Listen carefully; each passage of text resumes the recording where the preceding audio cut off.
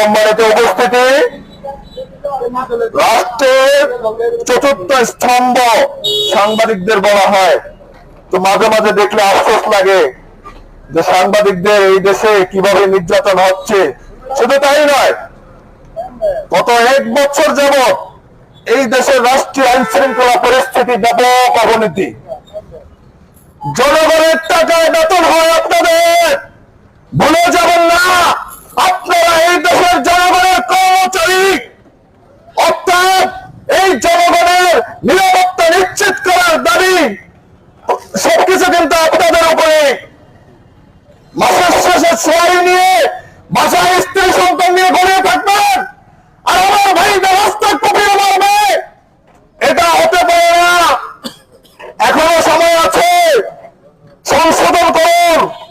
Police, সেনাবাহিনী, নৌবাহিনী, রাষ্ট্রের দায়িত্বে থাকা সকল কর্মকর্তা কর্মচারী যারা জনগণের নিরাপত্তার দায়িত্বে আছেন, জনগণের নিরাপত্তা নিশ্চিত করেন। না হলে দেখবেন একদিন আপনার ঘরের নিরাপত্তাই দেওয়ার মানুষ থাকবে না, আপনি নিজেও আপনার ঘরের নিরাপত্তা দিতে পারবেন না। আজকের এই মানববন্ধনে সমাপনী বক্তব্য দেওয়ার জন্য আমি বিনীতভাবে অনুরোধ জানাবো। ঠিক আছে।